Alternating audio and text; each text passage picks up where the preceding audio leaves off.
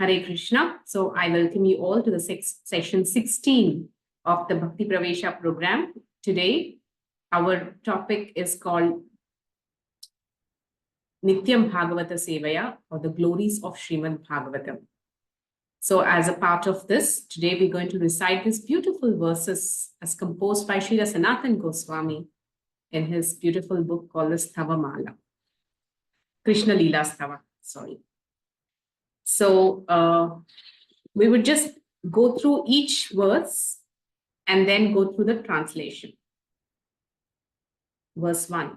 Sarva Shastrabhi Piyusha Sarva Vedaika Satphala Sarva Siddhanta Ratnadhya Sarva Lokaika Drikprada. So what does this mean? And also read the second one.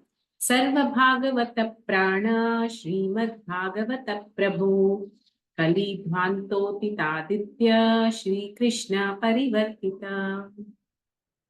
O Srimad Bhagavatam. See the way the Bhagavatam has been addressed. When do you call somebody O Srimad Bhagavatam? Just like O Krishna, O Srimati Radharani, O Srimad Bhagavatam. That means Bhagavatam is a person, personality. So, O Srimad Bhagavatam, O nectar churned from the ocean of all the Vedic scriptures, Sarva Shastrabhi Piyusha. Yeah. No, Abdhi means ocean. Sarva Shastrabhi, ocean of all the Vedic scriptures, when it is churned, Piyusha. Piyusha means nectar, ambrosia, amrita. Yeah. Sarva Vedaika Satphala. Phala means fruit. So, Srila Sanatan Goswami is saying, O most prominent transcendental fruit of all the Vedas. So, Srimad Bhagavatam is also called the ripened fruit, of Vedic wisdom. If the Vedas are compared to the tree, the ripened fruit is the Srimad Bhagavatam. So, that is called Sarva Vedaika Satphala.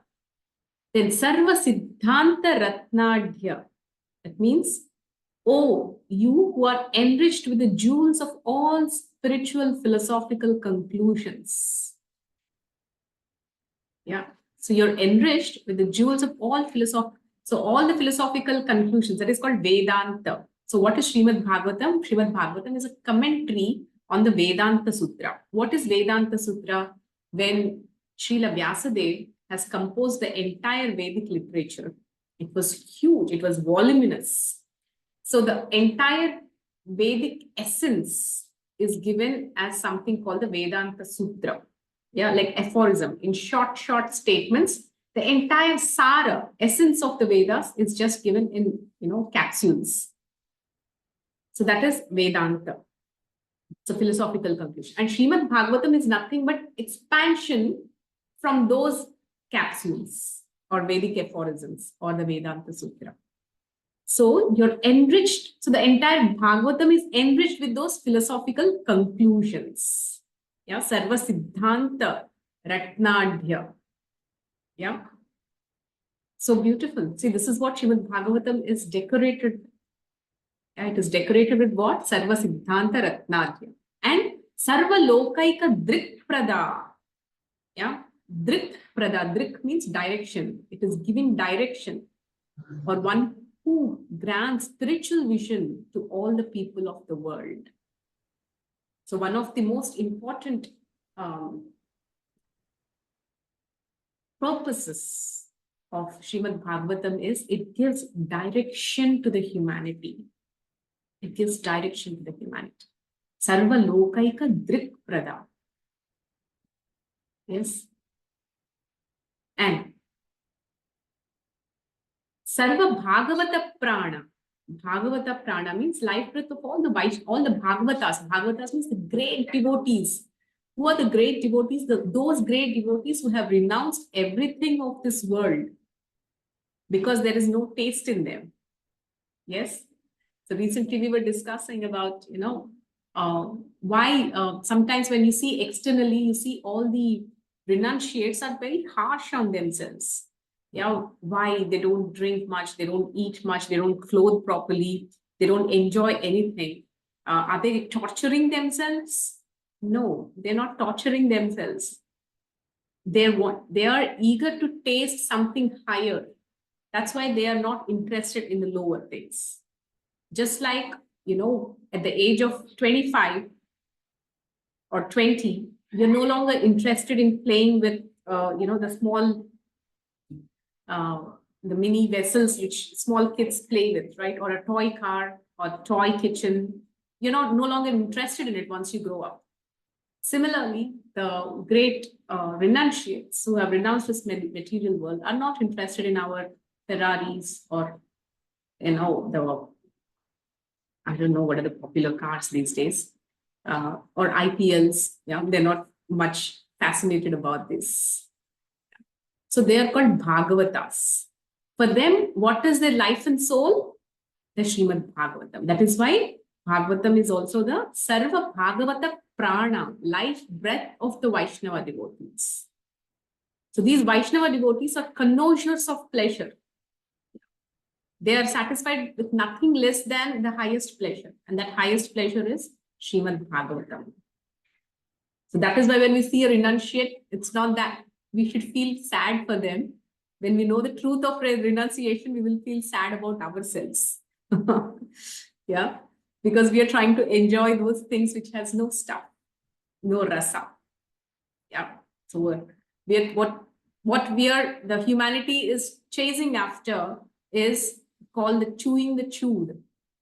Yeah, this is what Prahlad Maharaj certified it as. Punah punas charvita charvanana. Matirna Krishne paratasvatova mithe ubipadhyeta griha vratanam adanta gope stamitanta mishram punah punascharvita charvinanam punah punascharvita charvananam. So this is how Prahlad Maharaj has classified that our senses are hankering after. It is nothing but we're just trying to chew the chewed. No rasa. But Bhagavatas, the great devotees of the Lord, are connoisseurs of pleasure, and they take pleasure from Srimad Bhagavatam, which is full of real nectar, real juice. So Bhagavatam is also called Sarva Bhagavata Prana. Srimad Bhagavata Prabhu, you are the son. No. Kali Dhvanto Tidaditya. Yeah. So, O Lord, you are the sun which has arisen to dispel the darkness of the Kali Yuga. Kali Dhvanto di Taditya. Aditya is the sun. Yeah. The Kali is called the age of darkness.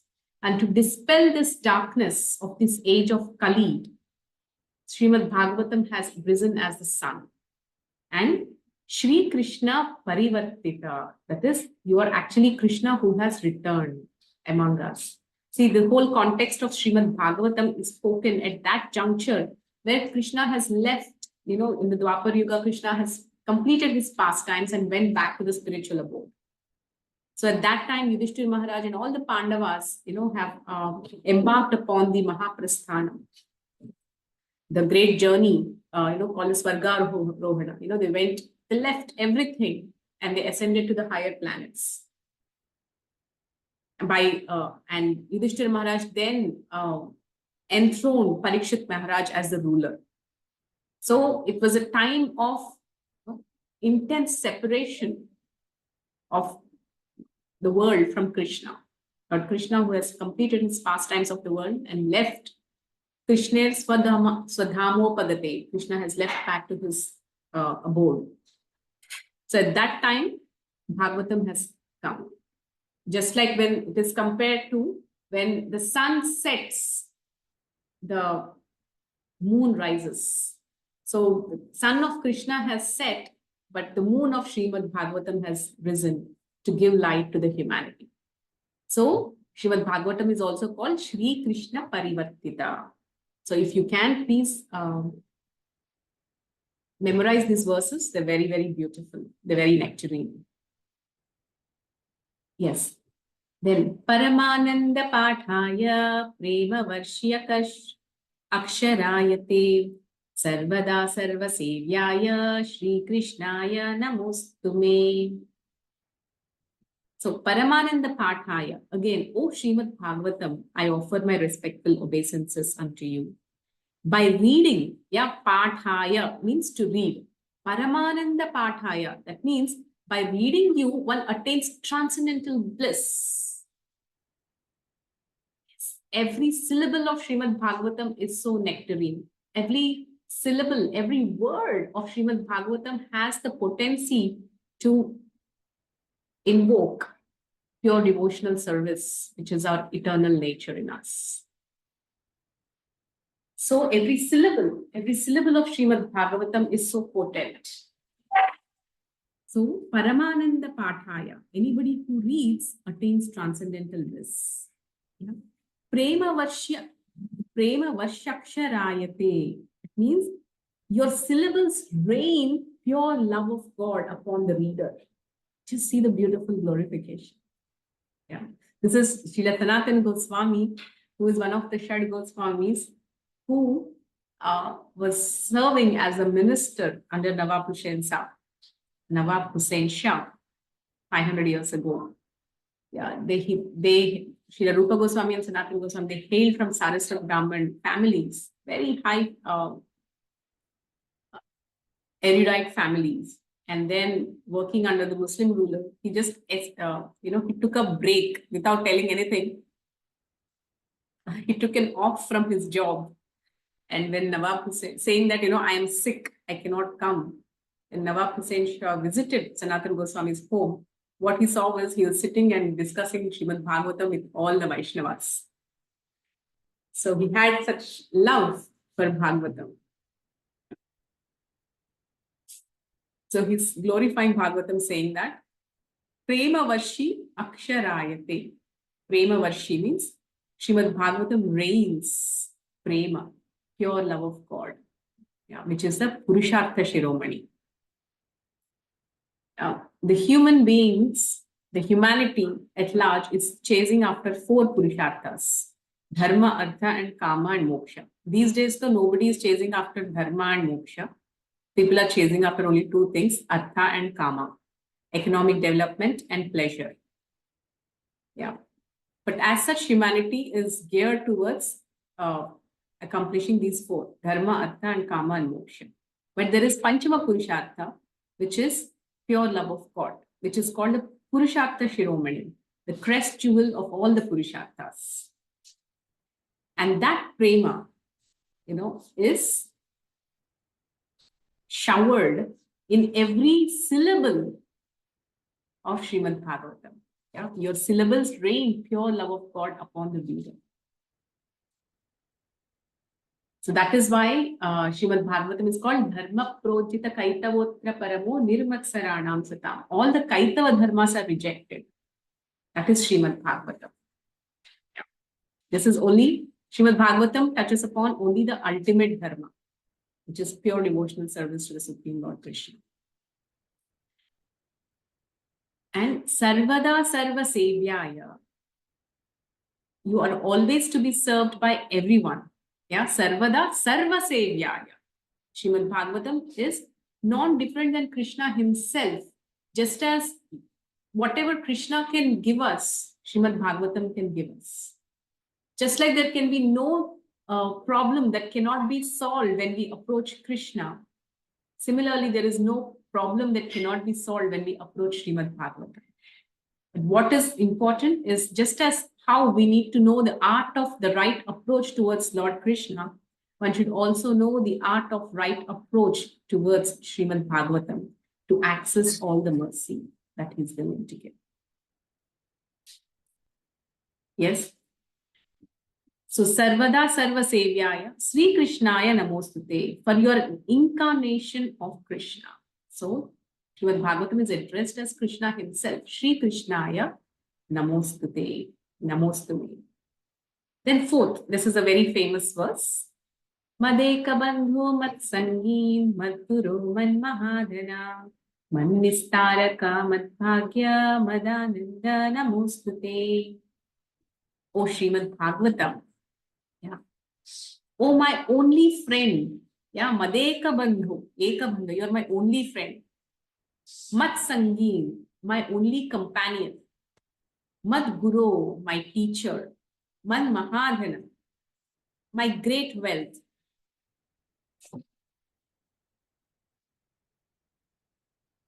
Man Nishtaraka. Nishtaraka means my deliverer. Mad Bhagya, my good fortune. Mad Ananda, my bliss. Namostute. I offer my respectful obeisances to you. So in our world that we live in, we are always in search of all these people, right? We want a friend, we want a companion, we want a good teacher. Yeah. And we want great wealth, the greatest wealth. Yeah. And somebody who can deliver us from all our troubles. And somebody who is our good fortune. Yeah. And my bliss. And somebody who bestows bliss to us. So we want somebody who can give all this to us. And it's all in one package is Srimad Bhagavatam. Yeah. Srimad Bhagavatam is our friend. It can be a best companion, a best friend, a best teacher, the greatest wealth, the greatest, the one who can deliver us from all the troubles of this material world. That is Srimad Bhagavatam. My good fortune, Srimad Bhagavatam can bestow upon us the true good fortune, if we only know how to access it. Yes.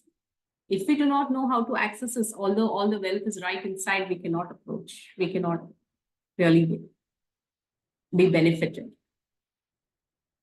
Yeah. And my bliss, Mad Ananda, you're my bliss.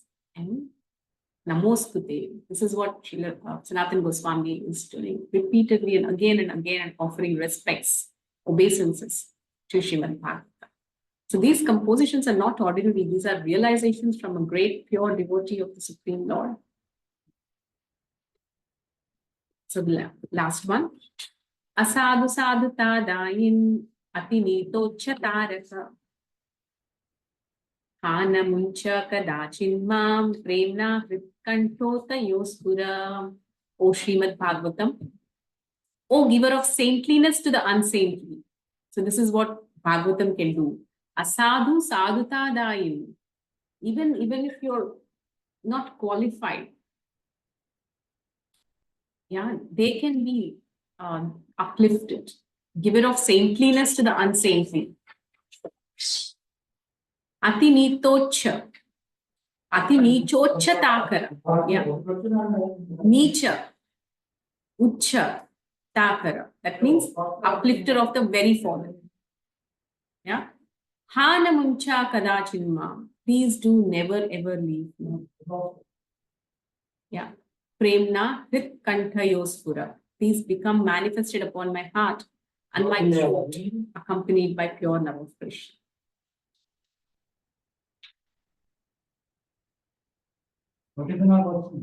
So these are the beautiful prayers offered by Srila Sanatana Goswami in glorification of Srimad Bhagavatam. So now coming to the subject matter as to why this Srimad Bhagavatam has been composed and by whom. So Srila Vyasadeva, when he was at Badrikashram. Now, where is Badrikashram?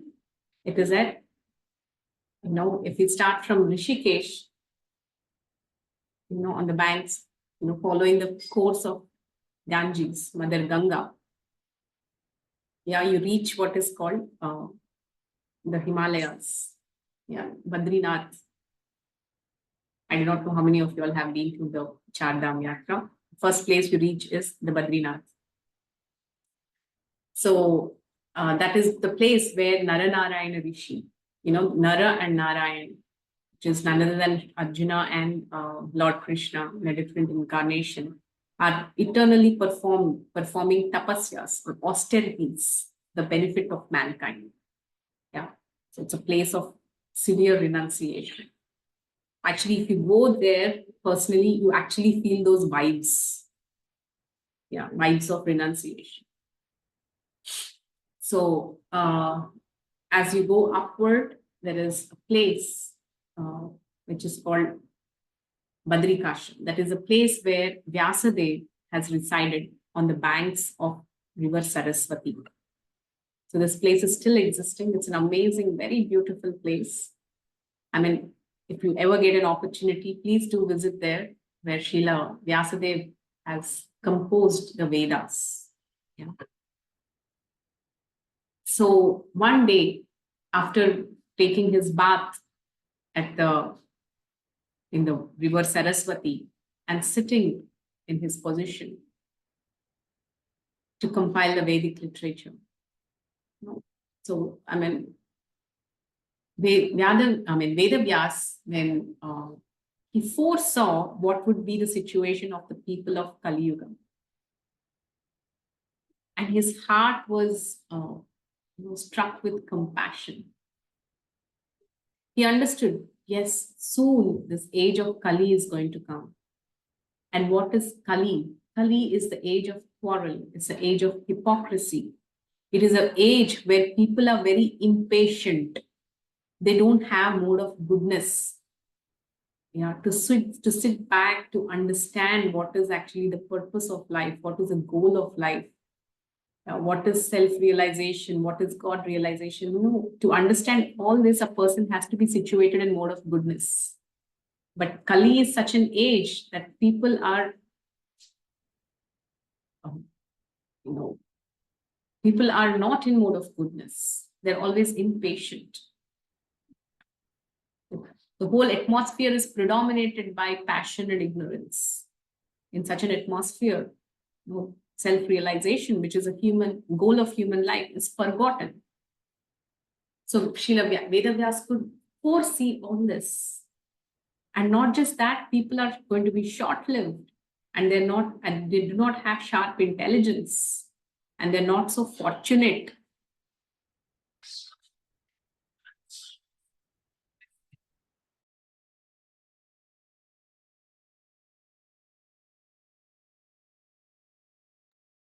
So in such a situation, self-realization is going to be very difficult. And this is what made Vedavyas feel very pained.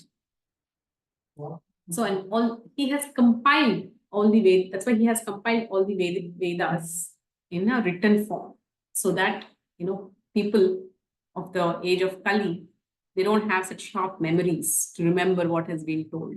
So he gave everything in the written form. So what he compiled is not something small. He compiled 4 Vedas, Rig, Sama, Yajur, and Atharva. Not just the 4 Vedas. He compiled all the 2 Itihasas. The 108 Upanishads, the 18 Puranas, and he gave even the Vedanta Sutra. After doing all this, he was still dissatisfied in his heart. Many times we also experience that, let's say if you're doing some service or some project, we do put in our best effort, but we feel dissatisfied at some point of time. So this dissatisfaction that Vyasadeva is going through is not the dissatisfaction that we generally experience under the 3 modes. Srila Vyasadeva, he is the incarnation of the Supreme Lord himself. That's why he's called Vyasa Bhagavan.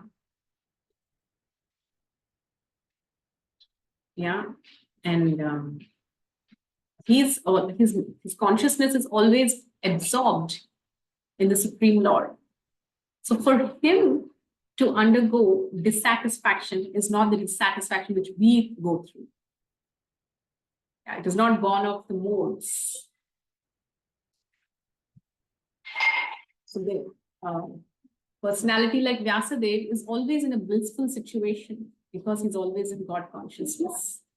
So this blissfulness and the sadness, they're apparently contradictory, but it is something that is experienced by devotees, out of their desire to serve the Lord more and more, and out of their compassion they feel for the fallen conditions. So as compassion is of many types. Yeah, sometimes people feel compassionate and they express it by providing something for the body and mind. So that's what Vedavyas has done. He has compiled all the Vedas. But these Vedas are directing humanity more towards fulfillment of the needs of body and mind. That is, you perform this yajna, this sacrifice, then you will attain Swarga, heavenly planets. You know, the Jyotishtoma sacrifice, this sacrifice, and that sacrifice. If you perform, you get, you go to higher planetary systems. So that is what, you're elevating yourself in terms of your body. You're getting better bodies. For what? Better sense enjoyment.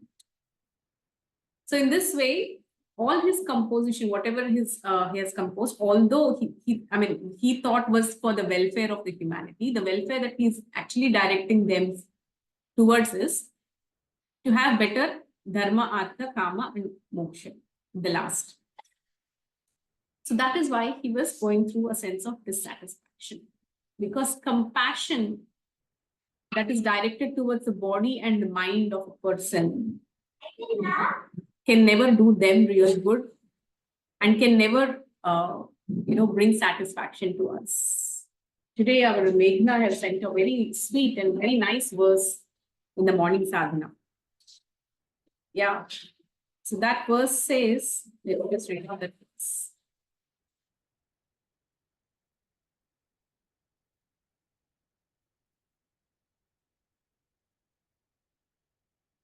Yeah.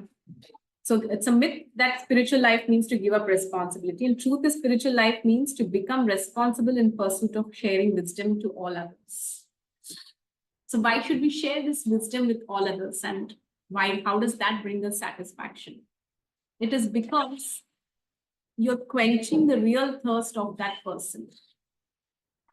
There is no greater satisfaction that we experience than when we truly give God consciousness to another person. We might do any number of, welfare activities, help in any number of ways. But the true satisfaction we derive out of giving God consciousness to a person is incomparable. So that is what Vedavyas was missing out. He has compiled all the Vedic literature. Everything is directing the humanity towards getting better facilities for the body and mind. Yeah, at the max, by following all the Vedas, your mind might be elevated to the highest degree of mode of goodness, but not transcending that. So that was what made Vedavyas feel dissatisfied. He thought to himself, no, I'm giving all this, but I'm not giving the real thing, which actually each and every individual. So when you identify a person through his body and through his mind, the way you approach and benefit them is limited to the body and mind. But when you identify that individual as a spark, as a part and parcel of Krishna, and you can really see that, then when you try to serve that aspect of that personality, yes, the entire game changes. That is what exactly Srila Vedavyas was feeling despondent about. Yeah, because he only focused, with all this literature that he wrote, he only focused on the needs of the body and mind and not the soul.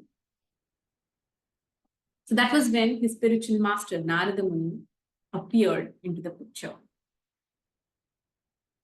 And, after beautiful exchange that takes place, there's a very nice chapter in the Srimad Bhagavatam, the 5th chapter, which is called the Narada's Instructions on Srimad Bhagavatam to Vedavyas. Yeah, he comes and he inquires about why he is despondent. So the spiritual master knows when the disciple is despondent. Yeah. So whenever a disciple who is very sincere in serving is stuck somewhere or is facing difficulty or is unable to move forward, the spiritual master will somehow come to the situation and help. So just like how Narada Muni came and he inquired from Vedavyas, what is the reason for your despondency? Why are you sad? So that is when Vedavyas explains, expresses his heart, that I am somehow feeling dissatisfied and incomplete. And oh Narada, you are, people call Narada as Narada Bhagwan. You're like the sun, and you're like the air that penetrates every heart. So you're almost equal to the super soul, as the musings of the hearts of everyone. So please tell me, why I'm going through this dissatisfaction. So at that time, Narada Muni speaks. Oh Vyasa, it said that what you actually did is like misdirecting the people. Yeah, especially the people of the age of Kali. They have no time. So you have to give them the ultimate essence of the Vedic literature.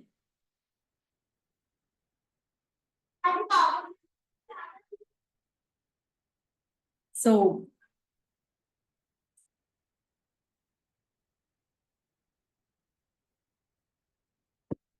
he tells, and he said, you have written so much of Vedas and literatures, everything to elevate a person in their pursuit of material happiness. In the process, they're actually getting more and more entangled into this material world. That is not the purpose of the Vedas. The purpose of the Vedas is to understand the purpose of human life, which is to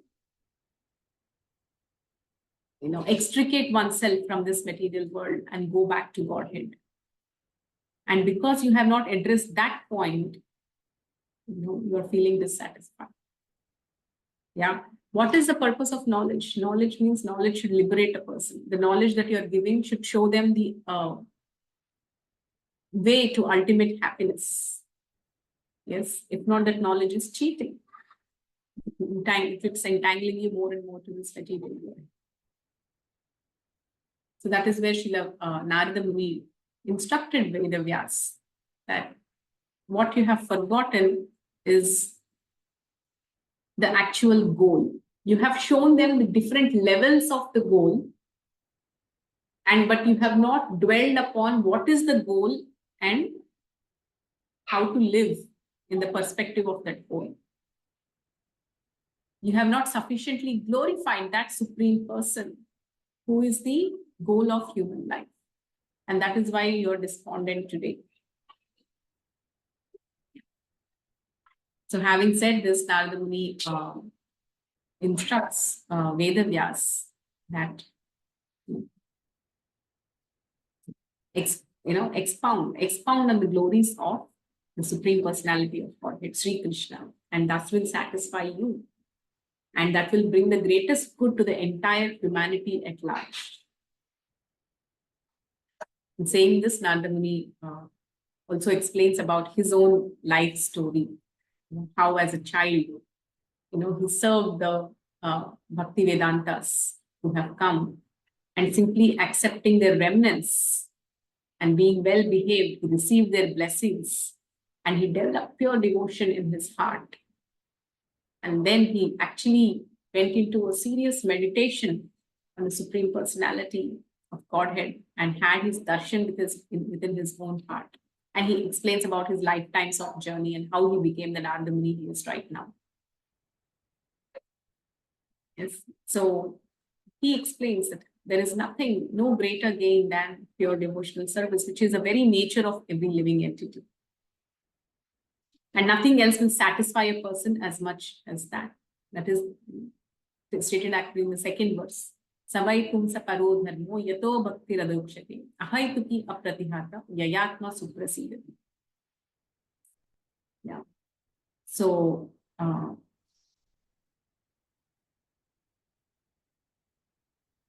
the ultimate goal, the ultimate occupation of every living entity, parodharma, is yato bhakti radokshati, is unmotivated and uninterrupted. Ahaituki apratihata, unmotivated and uninterrupted loving devotion unto the Supreme Personality of God. Yayatma supras, only that will satisfy the soul. Nothing else will satisfy. You see, all our problems of the psychological problems or behavioral problems or feelings of insufficiency, feeling of frustration sometimes, feeling of purposelessness, goalless life, or being lost or feeling spaced out, feeling directionless.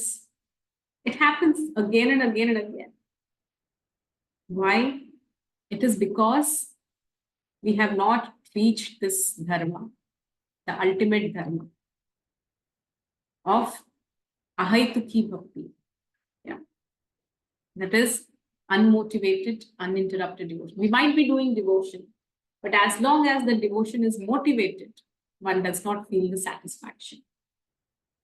Once one disciple went and asked Srila Prabhupada, Prabhupada, I've been doing so much seva, but still, I'm not feeling satisfied. Why? And Prabhupada said, then, a person is eating, but still if the person is not feeling nourished by what that person is eating, that means internally in his intestine, there are some worms that are eating away the nutrients. Similarly, we are doing devotion, but still if we are not feeling satisfied, that means our devotion is not free from motivations. We are doing devotion, but still we have some desire for material gains, either name, fame, or some pursuits. So, ahaituki apratihata. What is ahaituki? Unmotivated. That means this devotion, when it should not be motivated by either karma or jnana. Uninterrupted. That means it should not become interrupted by any obstacles. When your service is satisfying these two conditions of ahaituki and apratihata, that is when the soul is satisfied. I am truly satisfied. And when I am truly satisfied, I need nothing. Yeah, I stop chasing after this material mirage. And as long as I'm chasing after material mirage, I'm frustrated. Yes.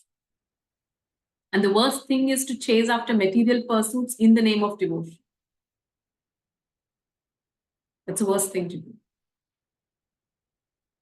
So that's the reason one needs to be very, very conscious. One needs to be very careful in one's bhakti. One needs to be alert in performing one's sadhana. One needs to be very alert in dealings with Vaishnavas.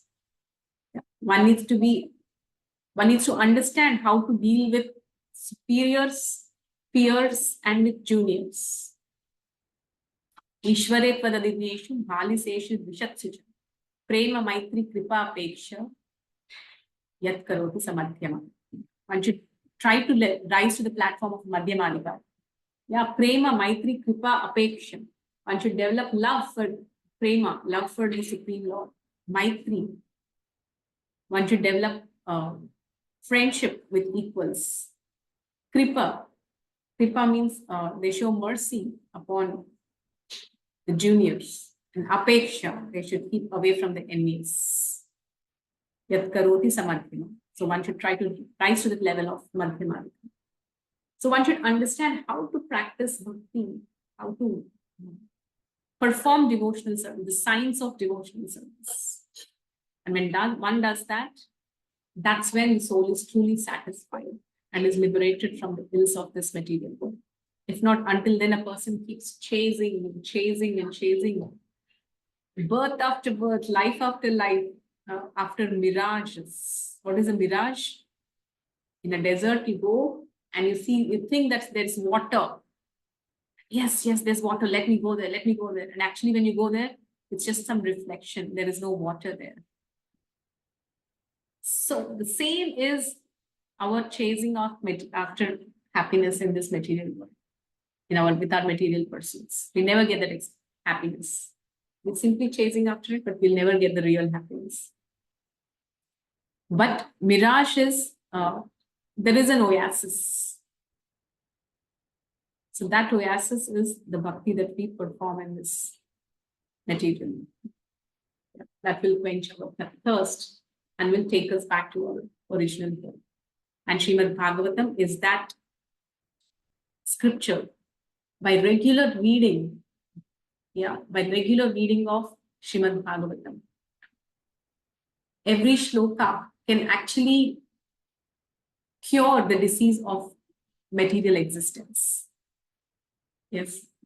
Shrинavatam Svakatha Krishna Punya Shravana Kirtanam Vidyantastohya Bhadrani Vidinoti Subritsatam Nashtapraye Subhadreshu Nityam Bhagavata Sevaya Bhagavati Ruttama Shloke Bhaktir Bhavati Naishtiki. So this is what Srimad Bhagavatam does. Then every day one verse of Srimad Bhagavatam. They say, right, an apple a day keeps doctor away. One Bhagavatam shloka a day keeps Maya away. Every day, let us read Srimad Bhagavatam. One verse of Bhagavatam, one every single day, by absorbing its message, by discussing its application, by truly living with that consciousness. Very soon, one will be definitely cured of the disease of the heart. And one will experience transcendental happiness. And Srila Prabhupada promises one will see Lord Krishna in the pages of Srimad Bhagavatam, when one can actually approach Bhagavatam in the right spirit and serve the book Bhagavatam every day by reading one shloka per day. So this Bhagavatam is our true friend. Yeah. Madeka Bandho Matsangi, our true friend, our true companion. Madguru, our true teacher and our true wealth. Yeah. And our true deliverer, who can deliver us from all these ills of Kali Yuga. And our true good fortune and our true bliss. So with offering our obeisances and taking shelter of Srimad Bhagavatam, very soon, we are starting the Nityam Bhagavata Sevaya, which is every day Bhagavatam verse, we are going to discuss from 6 a.m. to 6:30 a.m. in the morning as a part of daily morning program. So, and I'm very sure, 100% sure, that regular attendance of this Bhagavatam classes will definitely give you a lot of direction in life, a lot of happiness, contentment, protection from the ills of Kali, a sense of happiness, and above all, moving you closer to the lotus feet of Krishna and have an experience of true Krishna consciousness. So I'm really looking forward to the Nityam Bhagavata Sevaya. Thank you all very much. I will end here. Any questions? Hare Krishna Mataji, Pranam. Hare Krishna, Mitra. Yes. Mataji, how to know who is senior, who is equal and who is junior than us? Because कोई कोई लोग as में ना हमसे हमारे साथ के होते हैं, but they have more knowledge और सब कुछ. तो how to know this? Because because of age we are equals or because of knowledge we are equal? Very good question, Meghna. I remember many years ago, I asked the same question to my Bhakti Shastri teacher. Yeah, how do we know who is our equal, who's our junior, and who's our senior? Yeah, it's certainly not based on age. It's not based on age. But certainly a person who's elder to us in age, although they're not spiritually advanced, they deserve respects as how we, respect elders. Yeah. So, for example, a person is elder to us, may not be necessarily spiritually advanced, but nonetheless, we should respect them. Just like Prahlad Maharaj, although Hiranyakashipu, his demon, and he has even stopped him from practicing Krishna consciousness. And he's, literally tortured him. But just still, because he's his father, he was always respected. So that kind of a respect on the bodily platform should always be maintained, and those etiquettes should always be observed. And based on spiritual advancement, so how do we know who's our superior, junior, and equals? It takes a bit of maturity to actually understand this.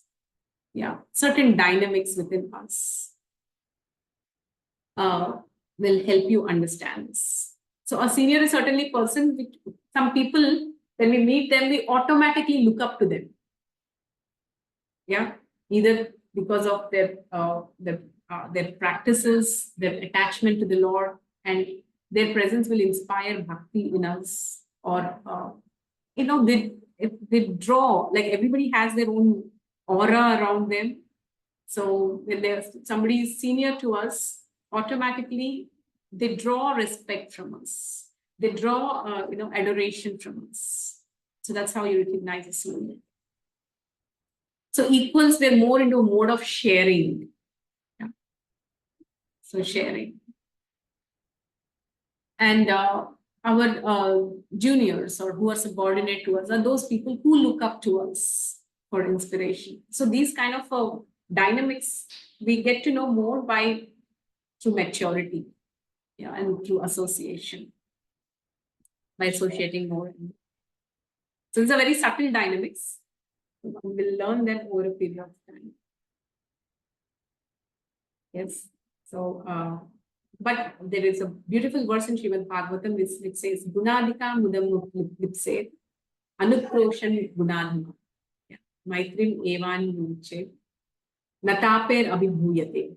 Yeah, if we simply know how to respect, how to, Gunadika, who is more superior to us in qualities. Yeah. One should, one should try to offer respects to them and not become insecure. Yeah. The tendency of the mind is, when somebody is superior to us, we become insecure of our own position. This is Maya. Yeah. Anukrosham gunadhaman. That means somebody who is junior to us, we should try to show them compassion and not condescend them. That means not control them or show our superiority over them. Yeah. Maitrim eva. So Maitrim. So with our equals, when we are there, we should try to be friendly with them and not get into a mode of bragging about our own achievements. Hey, I know I've done this. I am this. You know what? This is my background. This is a tendency to directly or indirectly glorify our own self. That happens with our peers. So instead of that, if we get into, or even if we don't brag about ourselves overtly, we internally think, do you know who I am? That tendency comes. So that is like, these are some default tendency which happens with our equals. So why? So one has to learn to respect the superiors, be friendly with the equals, and be compassionate to the juniors. And when that happens, natape abhibhunyate. The tapatriyas, Adida, Adhyatmika, Klesha, Adidaivika, and Adibhautika. These three kleshas don't impact a person. Can you imagine this science? So how do we identify, as I said, these are subtle dynamics. We have a feel of it. It cannot be overtly explained. And when we are sincere, Krishna reveals in our heart how to actually deal with the people, how to respect appropriately. Once my Guru Maharaj said, sometimes takes the entire lifetime to actually understand how to respect whom and how to relate to the Vaishnavas. But it is worth it. It's worth it. Because after all, the spiritual world is all about relationships. So it takes time to truly understand. And in the initial stages, we should not get into judgments. Mind has a judgmental tendency. So we should curb that tendency, because in that process of judgment, we might get into offenses. So in the initial stages, we need to be careful. We should respect everybody. And sometimes superiors, equals, and juniors are very vividly understood. Sometimes when it is not understood, we should not try to judge. Let things be revealed automatically. Yeah, but when we are sincere and pray to Krishna, that give me. This is the beautiful song we sing, right? To the Oh Hey Vaishnava. No, not that song. Gurudev Kripa Bindu Viya Guru Yedase Trinapekaya Dihina Sakala Sahane Baladiya Koro Nijamani Spriha Hina Sakala Sammana Purite Shakati Dehunathaya Tanyata Tabeto Gaibo Harinama Sukhe Aparada Abhihata. So this is a prayer to the spiritual masters. Gurudev Kripa Bindu, by giving a drop of your mercy, make me humbler than a blade of grass. So to become humbler than a blade of grass, it's not by our endeavor. It happens by the mercy of the spiritual master. Sakala Sahani, Korite Shakti, to become more tolerant than the tree, to give that strength to become so tolerant. It also happens by the mercy of the Guru. Then the third and most important, Sakala Sammana Korite Shakti. That means how to respect everybody according to their different cadres. It requires an acumen. The Shakti, Sakala Sammana Korite Shakti, to give appropriate honor and respect to individuals, to give that strength. One has to approach the spiritual master. Only by the mercy of the spiritual master, this is possible.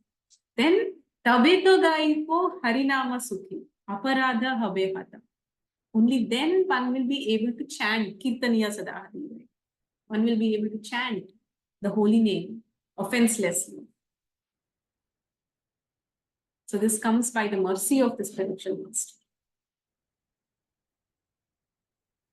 Okay, I hope this helps. Yes, Mataji, it helps. माताजी मतलब ना senior को पहचानना easy होता है कि मतलब ये सीनियर है बट इक्वल और जूनियर को थोड़ा सा पहचानने में हो जाता है ऊपर नीचे की अरे मतलब क्या है एंड जब किसी नए से मिलते हैं तो तभी भी बहुत प्रॉब्लम होता है कि जेन्युइनली सीनियर है जूनियर है मतलब कैसे है तो इसलिए डीलिंग में थोड़ा इशू हो जाता है. Yeah.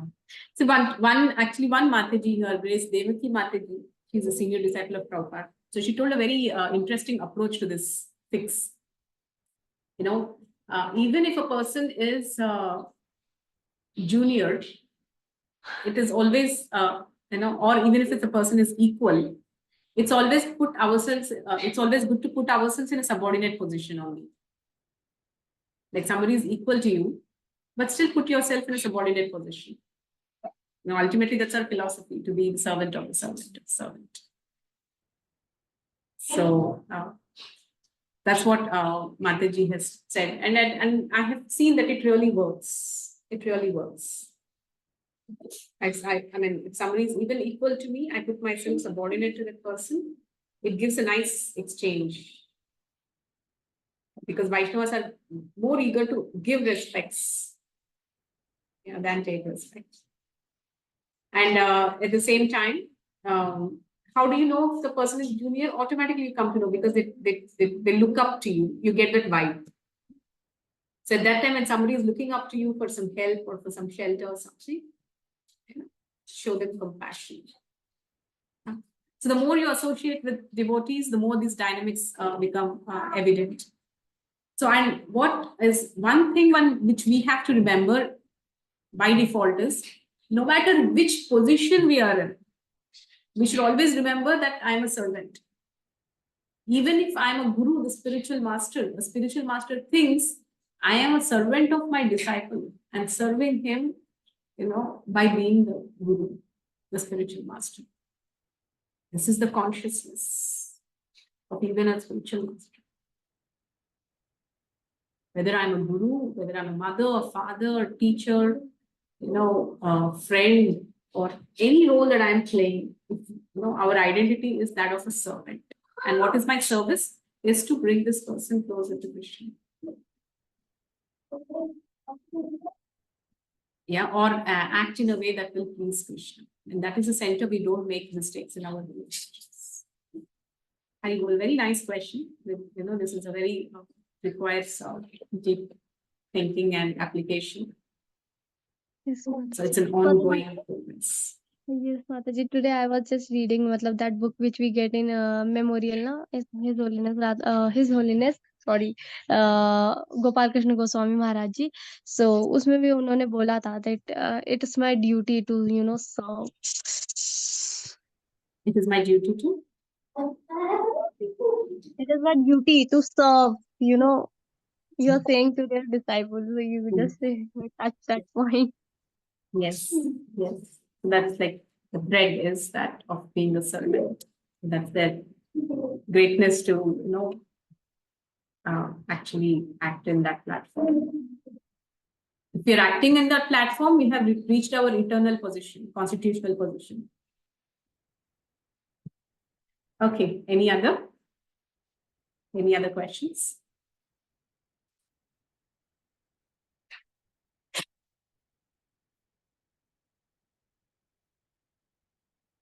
Any other questions? Thank you all very much. Yes, there are a couple of questions on the chat. Okay, Mahalakshmi asked, how can we know whether we are satisfied even if we perform some unmotivated, uninterrupted devotional practice? Then we are satisfied. You feel very blissful. You feel like, you can conquer the whole world. That's the kind of satisfaction you feel out of devotional service. You can feel a glimpse of it when actually a pure devotee is pleased with us. Might not yet reach that platform of, pure, constant, pure, ahitaki apratihata bhakti. But sometimes we get glimpses of this when a pure devotee whom we are serving, if they're pleased with us, we feel that ecstasy, that satisfaction in our heart, that fulfillment in our heart. So Krishna does give us some glimpses of this pure bhakti in between. If we are alert to it, actually it is that taste which is actually making us continue. We cannot leave the path of bhakti once having started. By in between, Krishna keeps giving us some taste, some attraction to him, some rasa in our heart. Like, yes, that gives that nourishment, that gives that hope, that keeps that light, that candle lit. So that is Krishna's mercy. And that's the beauty of the process of bhakti. Yeah. Okay. So, and then Shravani asks, how can teachings of Bhagavatam be applied to our daily lives? The whole Srimad Bhagavatam is all about that, application to our lives. Actually, there are two ways of approaching Bhagavatam. One is for a practical application, and one is simply relish. Yeah. Pibata Bhagavata Rasamalayam. Just drink. How Bhagavatam should be relished? Just drink the nectar. Bhagavatam is supreme nectar, the most sweetest. Yeah. And simply by drinking that nectar, our heart is cured of all material diseases. Yeah. And such love erupts in our heart, and that satisfaction that you get, the bliss that you experience, it can just cure all the ills. You feel that I need nothing more. Yes. So, so how can it be applied? Yeah, so that is relishing Srimad Bhagavatam. And how to apply? Definitely, every page of Srimad Bhagavatam, there are so many applications. There are no dearth for applications. Right from, how the sages of Naimisharanya have assembled and how they have approached Suta Goswami, to give Srimad Bhagavatam, to narrate Srimad Bhagavatam. What are the dealings of the sages? How did these sages, approach Suta Goswami before to narrate the Bhagavatam? The respects they offer. Yeah, the dealings between the teacher and student. Yeah, Srila Vyasadeva and Narada Muni.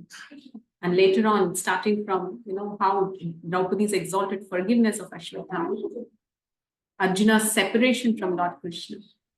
Yeah, Arjuna's surrender to Krishna, remembering Krishna at the time of emergency, like when the Brahmastra was hurled. Arjuna, didn't search for weapons. First thing is he remembered Krishna intensely and approached for guidance. Every page of Srimad Bhagavatam, every episode, every character is simply application in our daily lives.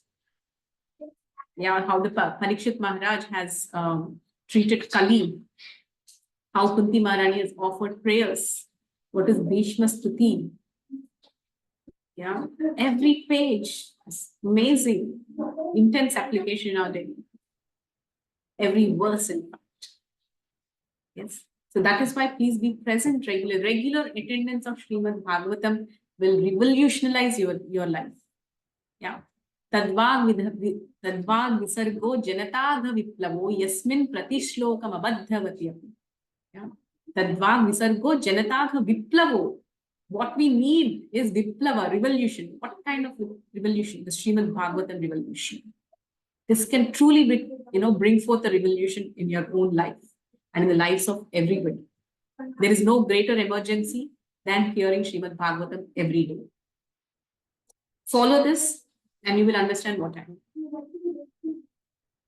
Yes, an application, as I said, every page, every verse of Srimad Bhagavatam is application. Only requirement is eagerness.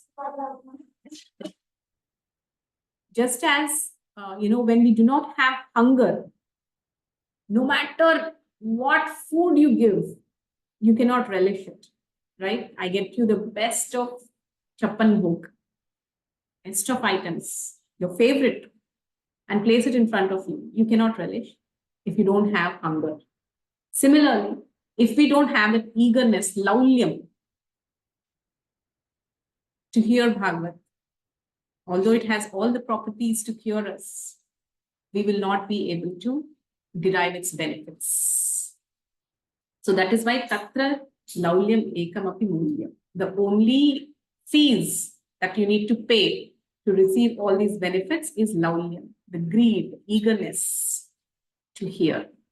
So to the degree we are eager, to that degree Srimad Bhagavatam reciprocates with us. And these applications will become a part of our life.